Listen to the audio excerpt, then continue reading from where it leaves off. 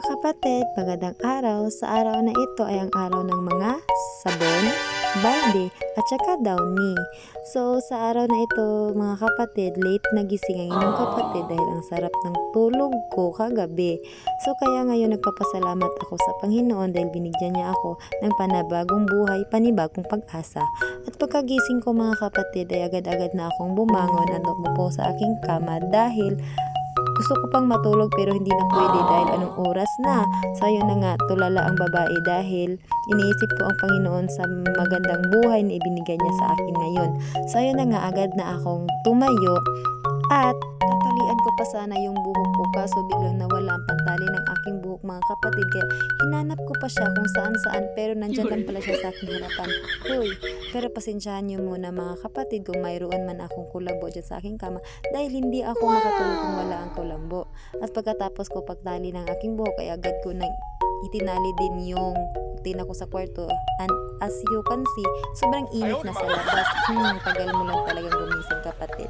So ayun na nga, tingnan ko pa yung mga mangga na ibinigay ng boyfriend ko kahapon kasi ako ay nagugulang kung kakain ko pa ba to, pero kakainin ko yan pero mamaya na. At ayun na nga, pinapakita ko na sa inyo kung ano yung mga product na ginagamit ko kasi nagme-makeup talaga ako pero slight lang kasi sa panahon ngayon sobrang init, hindi talaga maganda kung hindi ka nagsa-sunscreen, diba? So yun na nga, syempre hindi natin yung kakalimutan yung mga verses of the day, mga paalala sa atin ng Diyos at mga schedule ko sa pagtitipon, schedule ng aking pag-aaral at ang schedule ng aking whole month activity. Hoy, ngayon talaga kabisi ng inyong kapatid pero carry pa naman kasi may Diyos naman tayong masasandalan. So yun na nga, pagkatapos ko ay agad na ako pumunta sa kusina at naghilamos kasi hindi kompleto ang ating morning kung hindi tayo makapaghilamos na sa umaga.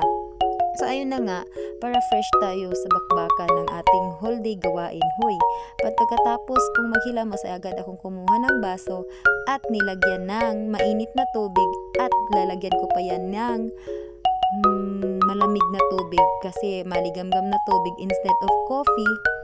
Ang aking iniinom tuwing umaga, yan ang daily life routine ko. So ayan na nga, ininom ko na yung tubig na may halong malamig.